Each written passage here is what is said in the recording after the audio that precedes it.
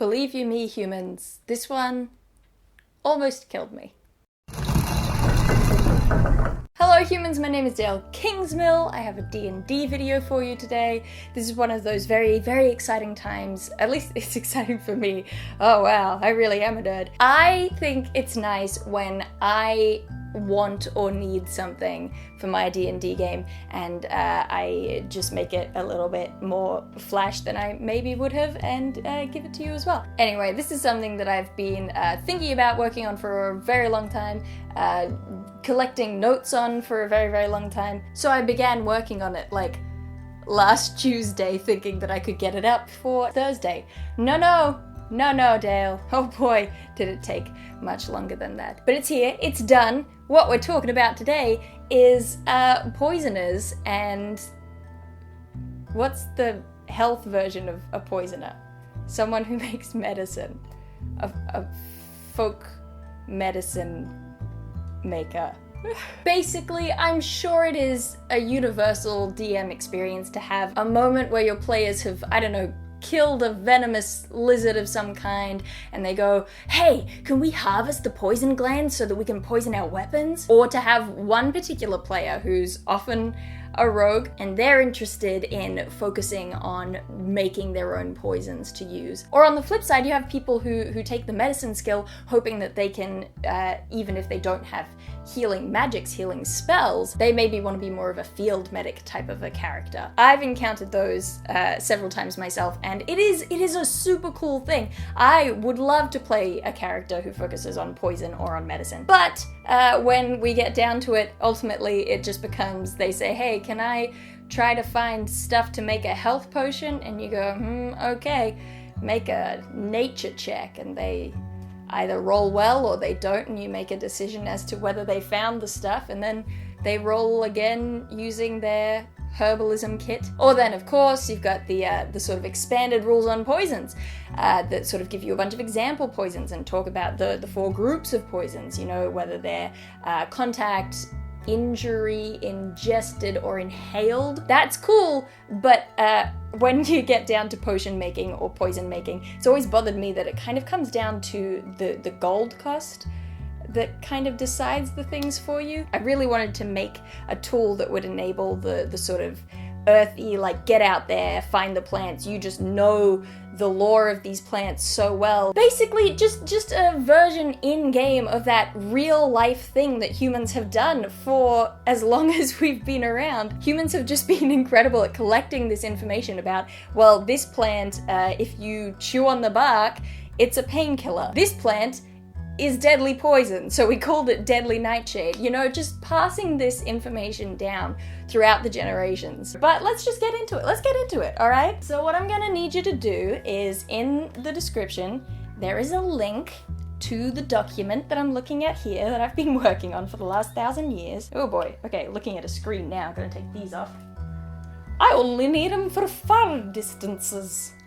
What was that? Alright, so open up that document and look along with me so that you can take a squiz, see what we're talking about. Okay, there's some written out versions of basically just the rules I'm going to say out loud to you now, so you can skip that first page and let's move down to the tables. It's basically just a tool. How this works is, when your player says, hey, I'd like to take a while to look around and see if I can find any, you know, medicinal herbs that I could use to make a health potion, for example.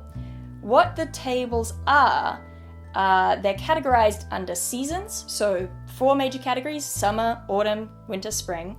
And then within each of those categories are the sort of regional environments, predominantly based off of the environments that you find in the Ranger class, partly because, you know, we need to help the Ranger as much as we can, and giving them some cool bonuses to search for this stuff might be nice. There are the exceptions of, because I think it's called Arctic usually, I changed Arctic to Tundra just because, you know, it's predominantly plant-based.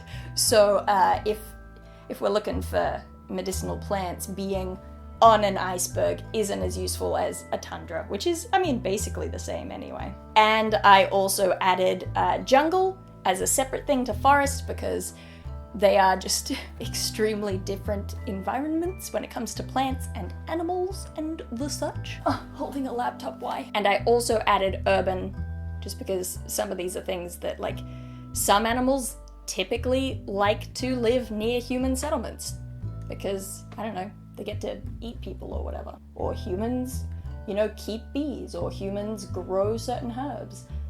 Stuff like that. So those are the environments and those are the seasons, and basically what you do, your player says, I would like to search for some medicinal herbs could be used to make a health potion. And you say to yourself, well, let me think. Where are my party right now? They are wandering through grassy hill country in the middle of spring. So let me scroll down to spring grassland. You say to your player, hey, make either a nature roll or a survival roll. And your player says, hey Google, roll a d20 for me. Sure. You rolled a 7.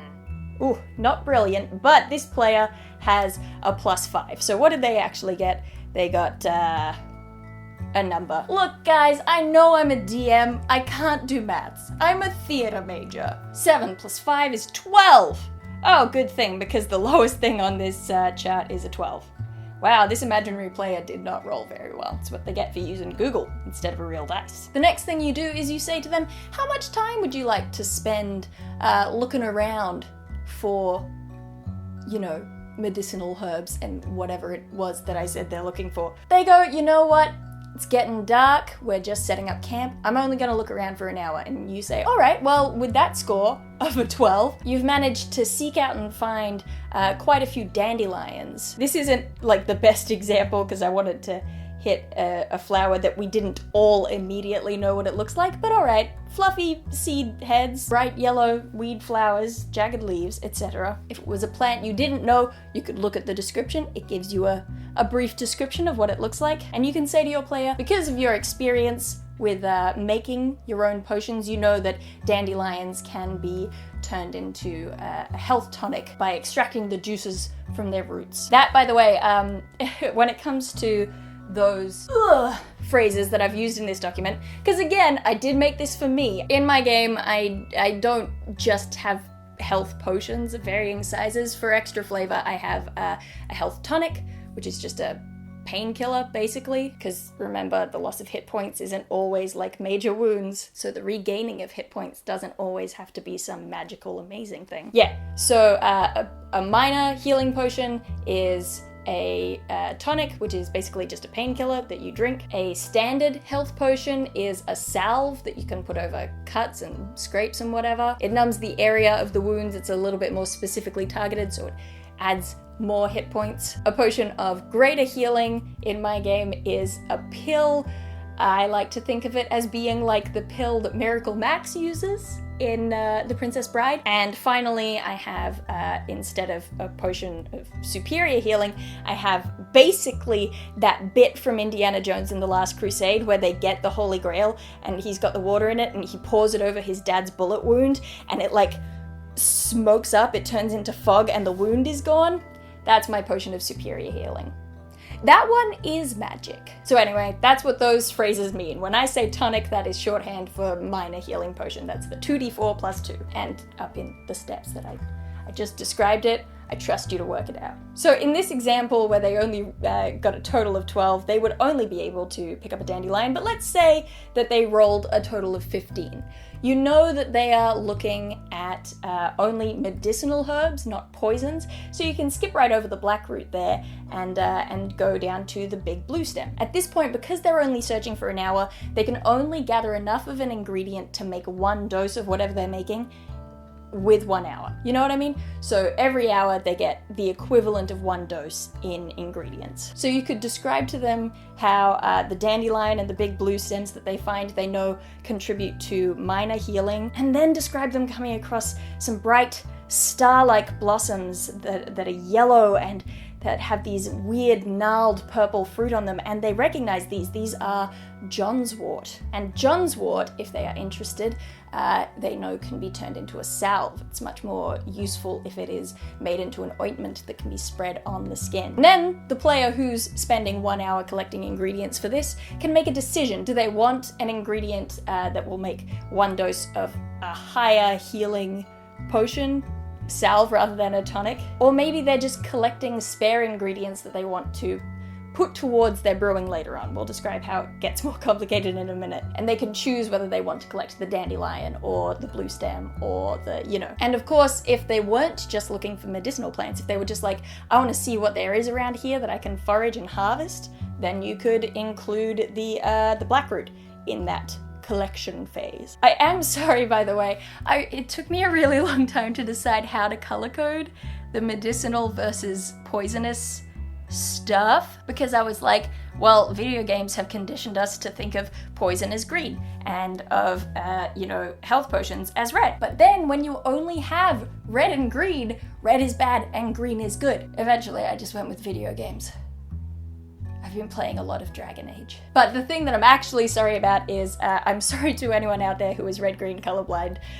I'm sorry. I should have tested this on my dad first. So that is the harvesting phase as an example. And that is, it is predominantly plant-based because plants are sort of the part of the natural world that has so much variation in terms of poisons, toxins, and sort of medicinal effects. But I've got other stuff in here too. There's a lot of animals, there's a lot of fungi. I never know whether to call them plants or not. And there's even some mineral content. Ooh la la. So then that's how a player can harvest ingredients for use in potion or poison making. And how you use the table that is the biggest part of this tool. Now, in terms of brewing things, when brewing medicine or poison, you're making a DC 15 intelligence check while using a poisonous kit or a herbalism kit.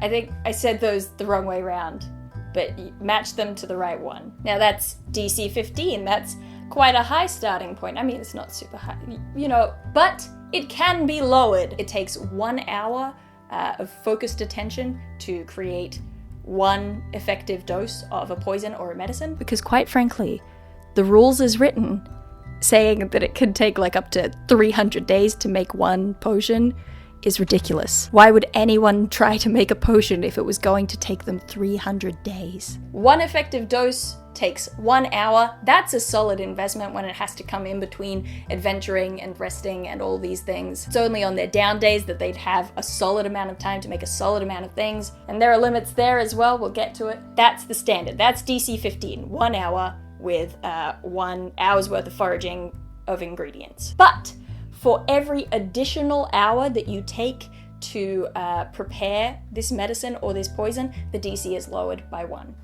Plus, you'll note while going through the tables that it has the form column, which talks about, tonic, salve, contact poison, inhalation poison. There's also the effect column, which tells you the specific effect of that medicine or that poison. If you have collected multiple sets of ingredients with the same effect, so say you collected what was it? It was blue something, blue grass, blue joint something. If you'd collected that as well as the dandelions, because they both had the same effect, which was 2d4 plus 2 healing, you would be able to combine those in the making of 1 dose and again bring the DC down by 1 point. So for example, if you did 2 hours foraging and you brought back enough for 1 dose of dandelions and enough for 1 dose of blue whatever it was, and then you decided to take an extra hour in the brewing of the potion, the DC goes from 15 down to 14.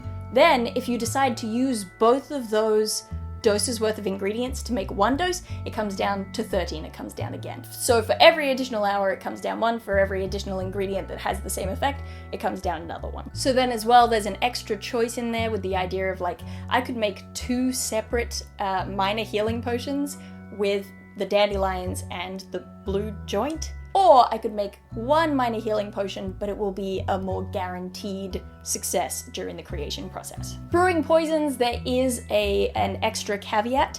If you're brewing a poison, those same rules apply. Additional hour brings the DC down by 1, and if you add more ingredients with the same effect, brings it down by 1 for every full dose's worth of ingredients again. But it's important to note that when it comes to poisons, the fewer ingredients you use, the more potent the poison. So for every DC that you lose by adding an additional ingredient to make it easier, the Constitution save DC for an enemy that is subjected to the poison also goes down. So if you take 1 hour but 2 ingredients to make 1 dose of poison, the DC goes from a Constitution save needing to reach 15 to 14. So you see what I'm talking about. Also worthwhile noting that I have tweaked herbalism and poisonous kits so that the poisonous kit comes up like twice in that core book.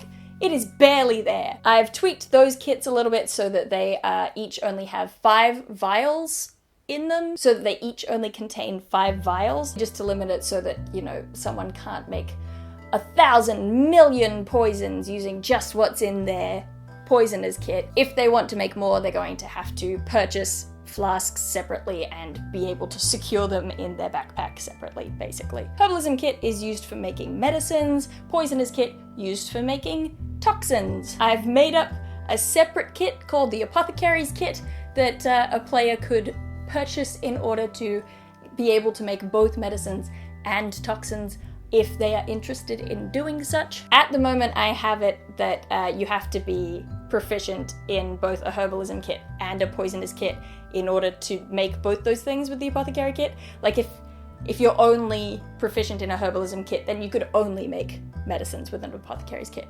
But if you're proficient in both, then you can make both with it, and there's room in it for 8 vials. So I don't know whether anyone will think that's worthwhile, but I put it in there anyway. Plus, I made up an available feat just to make it a little bit more like, you know, you can grow with it as a tool. With the apothecary feat, you can use half as many ingredients if you take the full time to make a dose of medicine or poison, or you can take half the time if you're using the full ingredients. Oh boy, all right. Hopefully there's nothing I've missed out on explaining. Really, I wanted this to be a useful narrative tool that cuts the DM's time down. You don't have to have the greatest imagination on the planet to be able to use this. The idea was that someone could spring on you that while they're traveling, they want to look for herbs, and you can give them a roll, and you have, you know, different names for things. You have descriptions of what they look like.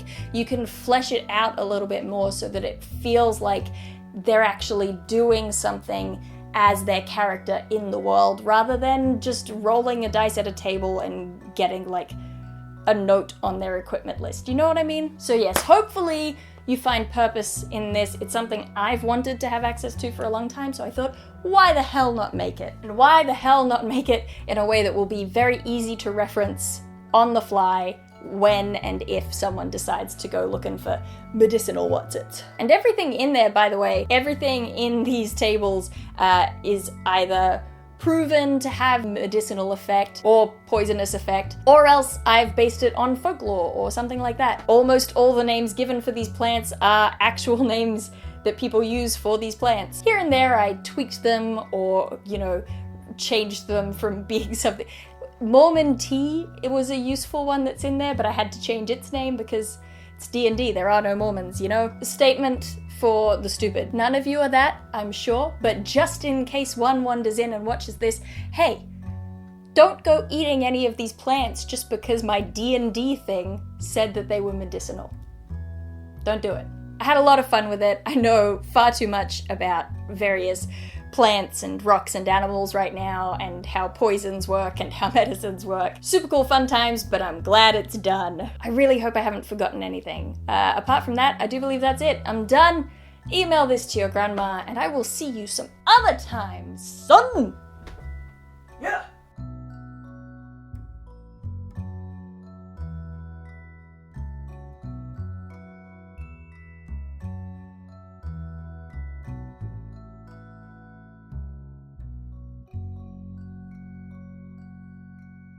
It will never get less sweaty to film.